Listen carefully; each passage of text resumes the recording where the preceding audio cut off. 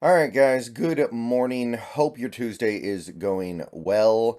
And today, in the absence of much of anything going on Seahawks wise, let's take a look at our division rivals through the first 5 games of the season.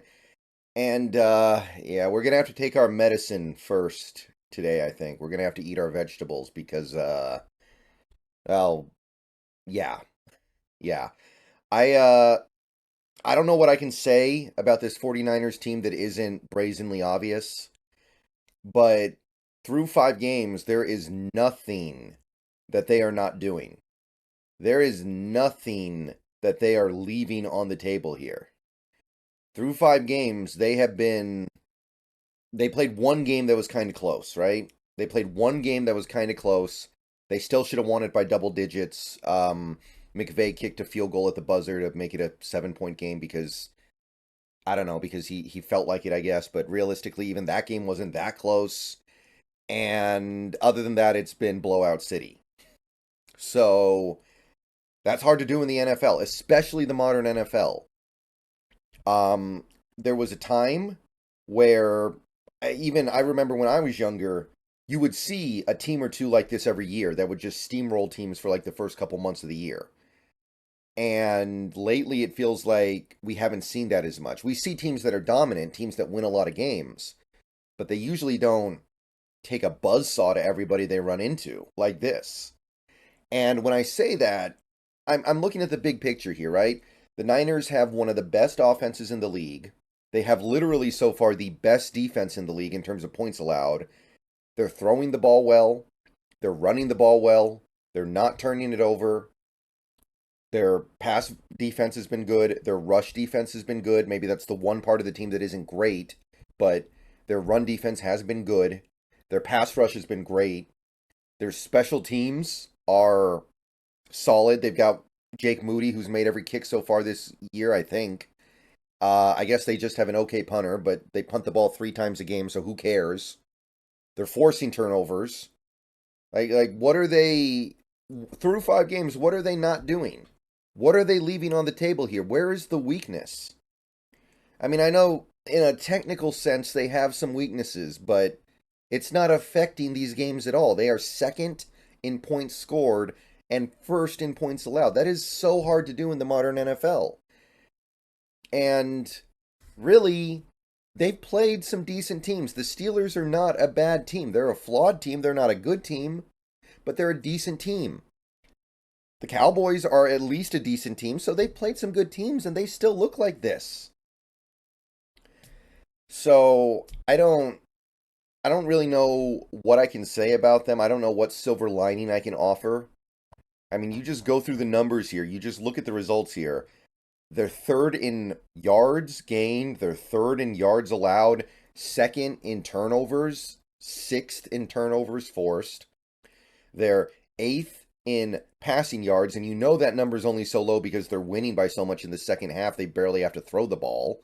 They're 11th in pass yards allowed, and again, that's only because they're playing from ahead all the time, so other teams just have to keep throwing it. Net yards per attempt is through the roof on offense and defense for them. Their rushing game has been incredibly effective so far. Like you go down the list here, you just look at these results, and if you're new to football and new to how this works, you would definitely look at it and go, how how does this team lose ever? How is this team ever going to lose a game? How is this team ever going to actually falter and lose? The answer, I mean, there are two things. And this first one is more of an abstract thing, but we know it exists because we see it every year. It is impossible for a football team to go at 100% pedal to the metal for an entire season. 17 games plus playoffs. You're just not going to see that. You're not going to see a team stomp down on the pedal and just keep the pedal down until February without running out of gas, like by November. So teams don't do that. Teams ease off at certain points. Teams underachieve. Teams lose a game they should win. Teams find weird ways to lose. Teams have weird fluky things happen to them. Like the '07 Patriots, the team that went 16-0, even that team, they won every game because they were so much better than everybody else. But by the end of that year, if you remember, those last 6 games of the year, they went through the motions. They were still barely good enough to win every game they played. They were not dominant in that last month and a half of the season. They were not dominant in the playoffs, and then they actually lost in the playoffs. So you see this sometimes. A team comes out of the gate screaming hot, and this is still rare for the modern NFL, but you typically don't see them able to keep the pedal pushed down all the way the whole season because these are human beings. They're going to run out of gas. They're not going to be able to play with their head on fire like this for an entire season. So there's that element at play here, and I have no doubt that will kick in. But other than that, if you're actually looking at this team, I guess the other element at play here is injuries. This Niners team has kept things remarkably clean with injuries so far. And this is not a roster that you would pick to be completely clean with injuries. Christian McCaffrey turned into Glass Man in Carolina those last few years. Since he got to San Fran, he's been pretty healthy. But you know Niners fans are holding their breath. So if they lose Christian McCaffrey for any period of time, that is devastating to that offense. He is a huge part of what they do. Deebo Samuel, I don't think he's played a complete season his entire career. Deebo misses at least a game pretty much every year, and there have been some years where he's missed several games. Hasn't gotten hurt yet, but the way he plays, it's coming. He's not going to play 17 games this year. It's almost unthinkable because of the way he plays. George Kittle, another good example. You know he's going to miss some games this year. The way he plays and the way he's been in this league for several years now, he's 30 years old now, there's no way he plays all 17 games. They just have to hope that when he does get injured, and it's a matter of if, not when, if he does get hurt, it's not a devastating injury. It's just shrug your shoulders, I guess we're not going to have him for a couple weeks injury. Or he's going to be playing with the injury. Hopefully it doesn't completely destroy his ability to be effective injury, right? Trent Williams, older player. And he's really their only above average offensive lineman, if we're being honest. They find ways to make it not matter so much, but Trent Williams being a lockdown left tackle is a huge part of what they do.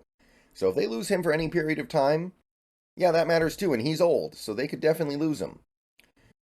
But that's really it, guys. That's it. I mean, they miss Bosa for the entire offseason, and he comes back in, and it's like he didn't even miss a beat. Right away, he's playing fine. I know he's not putting up big numbers yet, but he's playing fine. It looked like they had a QB problem so far. No problems. Brock Purdy's playing better than I thought he would. I still don't think he's, some future Hall of Famer or nothing. I think some of the hype is unnecessary. I don't buy into everything about Brock Purdy. I will say this, though. Unlike previous Niners teams that I knew were not going to win the Super Bowl because they had Jimmy G and Jimmy G was going to mess it up because Jimmy G messes things up, I do think Brock Purdy's better than Jimmy G. I will say that much.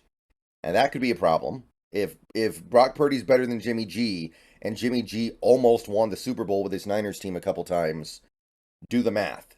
So, yeah, I'll say Purdy's at least won me over in that regard. He's definitely better than Jimmy G and more reliable than Jimmy G. He doesn't have the stupid turnovers of Jimmy G. I still don't think he's like the best quarterback in the league or anything like that. I don't think he's some hyper elite guy. I think this is a very effective system that Shanahan has built here. But he is better than what they had before, and what they had before was almost good enough. But yeah, I mean, overall, right now, there's nothing you can say about this Niners team. I mean, look at these PFF scores for their starters. Look at this. The only weakness on this team, really, is their offensive line outside of Trent Williams. Yeah, these 4 guys, we knew they weren't going to be that good, and they're not. These 4 guys, collectively, probably not even average. Trent Williams single-handedly lifts that offensive line to manageable levels. These 4 guys, though, if you just take these 4 guys in isolation, not even really average. But it doesn't matter. I mean, Brock Purdy has gotten sacked 8 times in 5 games. And they run the ball really well. They run the ball for 4.5 yards a carry. No real issues. Christian McCaffrey over 5.2. Deebo 5.3. Mason 5.6. So they have no problem running the ball or protecting their quarterback. So it's not like it matters that much. They've made it not matter. Ayuk's having an incredible year. Debo's doing good. Jennings is even playing good from the slot. Kittle, good year so far. McCaffrey. Look at these guys on defense they got. Bosa, best edge in the league according to PFF grades, which is why I say don't worry about the numbers. The numbers don't necessarily need to be there for him to still be a really good player. Cleveland Farrell and Lenore, I guess, are the weaknesses on this defense, but who even cares when they have all this other stuff going on here? So they're well coached. They've got one of the best coaches in the league. They've got one of the best rosters in the league. It's really, really, right now it looks unthinkable to beat this team. Now, you look at their schedule, it's not an easy schedule. They've got some easy games, but consistently they're playing games that are going to be a challenge. Even this upcoming game against the Browns, I don't think they're going to lose, but the Browns have a great defense, and they're going to pose some unique challenges for the 49ers. They got the Bengals. The Bengals look like they got their groove back. They've got Joe Burrow back. Anything's possible with Joe Burrow. Jacksonville, I think they're going to be a good team this year. I know they got off to a weird start, but Jacksonville's going to be good. They've got to deal with Seattle twice. So far, Seattle looks pretty good, although we don't look to their level. They got to play Philly in Philly. They've got Baltimore, although I'm not really that impressed with Baltimore so far. I will say this, though. If they keep the pedal to the metal through the early part of December and let off at the end of the year, kind of like the 07 Patriots did, they might be fine. Because that's the part of the year when they play some pretty weak teams. They get Arizona, LA, Baltimore, and Washington. So something special could be brewing here when you look at it. All right, I'll see you guys later. Go Hawks. I'm going to talk about the other division rivals later today, but this is a problem, guys. Like the Niners, in the offseason, I think a lot of Seahawks fans were like, is this going to be a weird year for the Niners? The Bosa situation, the QB controversy, with none of the quarterbacks really looking good in practice and training camp.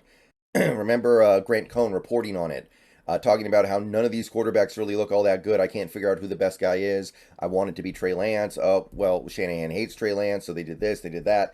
And you really take a step back and look at it, it looked like it could be a bad year for the 49ers, or at least a down year where, yeah, they're going to win a lot of games, they're going to win more than they lose, but maybe they're not dominant like they were in some previous years. Maybe they don't win the division, maybe they barely get into the playoffs. This level of dominance, given the offseason issues that team was having, is pretty unthinkable. And now they're adding a guy like Randy Gregory to the mix, who is an idiot, but he can play. He may add something positive to that team if he ever gets on the field, if he can ever get past his own stupidity. And by the way, for whatever it's worth, the Niners, I think, still have the most cap space of any team in the NFL right now. So they could play add-on if they really wanted to. I don't think they need to, but they could. They could add on if they wanted to before this deadline. Now, don't get me wrong. The only reason why they're able to do that is because they completely boned themselves over in future years. Future years are brutal because they backloaded so many of their big contracts. But right now, the Niners are flush with cap space in a way that no other team in the NFL is. So it could get worse before it gets better. It will get worse eventually, but right now, they can deal with it because their quarterback is making practically nothing. All right, see you guys later. Go Hawks. How are we going to beat these guys?